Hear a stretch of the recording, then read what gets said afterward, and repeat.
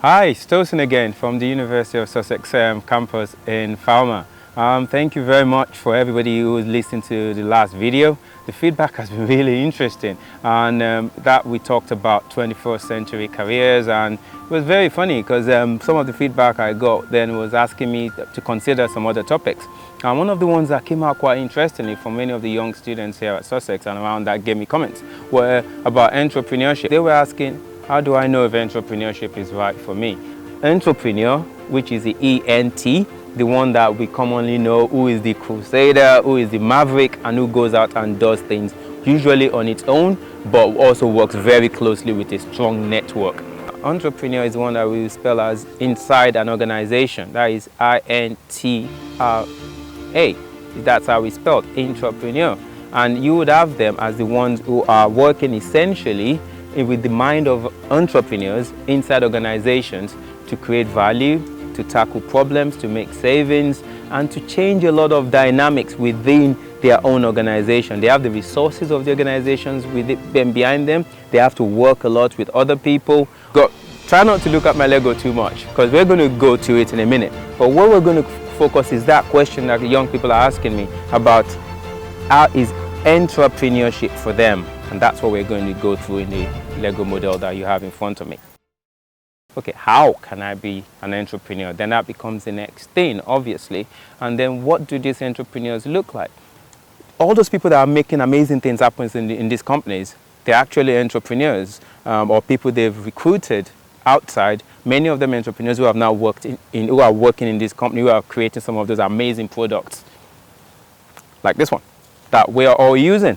So what does that mean? That means there are different kinds of entrepreneurs actually working inside companies who work like entrepreneurs within organizations, and they're called intrapreneurs.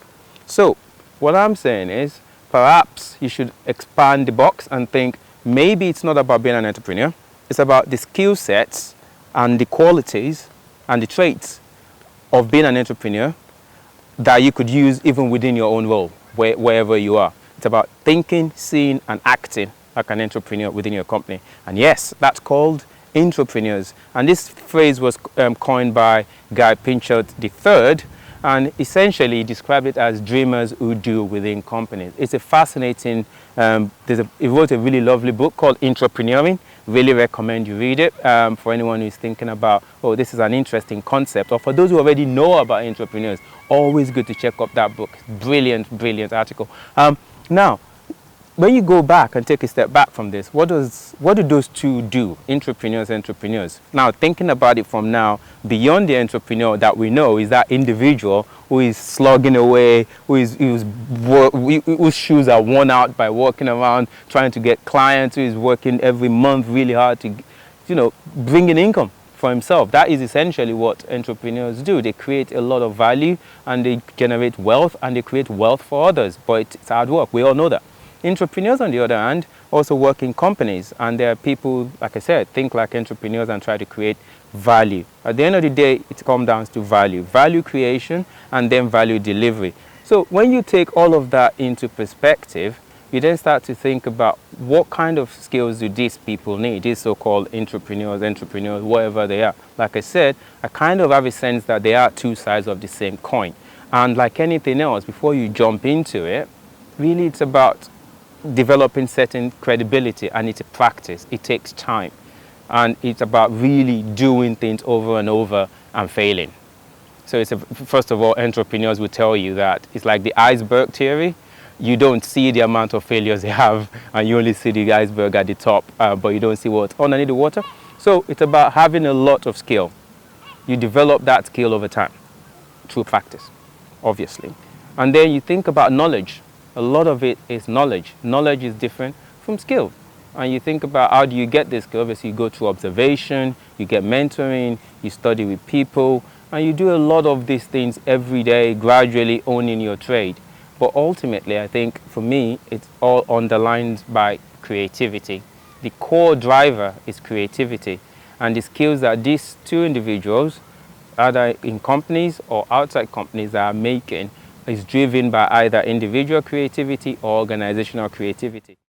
And yeah, you're wondering what that is for. That's actually what I'm going to do now, is trying to, in my own way, explain and show what I think is the difference and what you should be considering if you're asking that question of yourself. So this is my model, and as you can guess, the guy on top here might be, he's the entrepreneur. Now he's got his eyes facing me, which is kind of weird because that's not should be, he's facing forward. But he's got something on his head, which shows you, in my way, that is him being highly creative, and that is him thinking a lot and constantly innovating and doing stuff.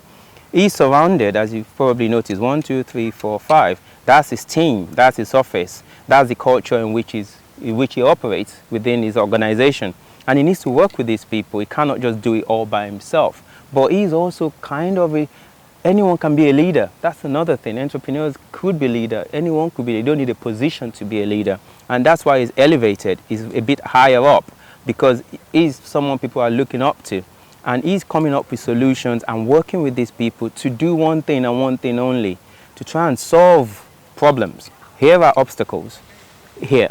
Those are obstacles external to the organizations or obstacles internal to the organization. And together, they would have to go over it, or, well, find the easiest way they could go under it, so long as you get over it, or you figure it out.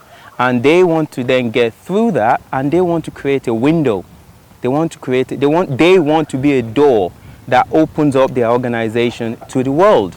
So they are facing out on their behalf of organization, seeing out and seeing in. And that's why this is, if they're not really doing, if the organization is closed to the world, they won't see opportunities. Entrepreneurs and open that up. And the idea is they can then create value, which then grows into whatever their mission is. If it's to change the world, if it's to make income, that is it. But the only way they can do that is they have to learn through, remember what I said? Experience, skill, practice, failure, iteration, regularly. And that's where design thinking comes in. Thinking big, starting small, and doing it over and over again and until they get mastery. And this is the entrepreneur here. On his own, solo guy, used to being solo, but he knows that he still needs a network. He's on his mobile because he needs to move around a lot. He's highly mobile. He gets around, come A, come I, weather, come storm. He's constantly moving. As you can see, I've used an astronaut because he's highly visionary. He sees problems and he just forges on. He doesn't know what the outcome would look like, but he will get there because sometimes his livelihood depends on it. And that's the entrepreneur, not surrounded with the same safety network that an entrepreneur might have because he's got a company around him. So there are pros and cons, but ultimately the qualities that they share are the same. That is my model. Regardless of which divide you fall, you may find out that taking a step back and reviewing the question this way could give you a different take on if entrepreneurship is for you or not. It could be, but you don't have to always do it on your own because there are entrepreneurs in companies and it's becoming more and more of a big thing. And some people say that corporate entrepreneurship is the new entrepreneurship, which is kind of like a funny take on it. I hope that helps.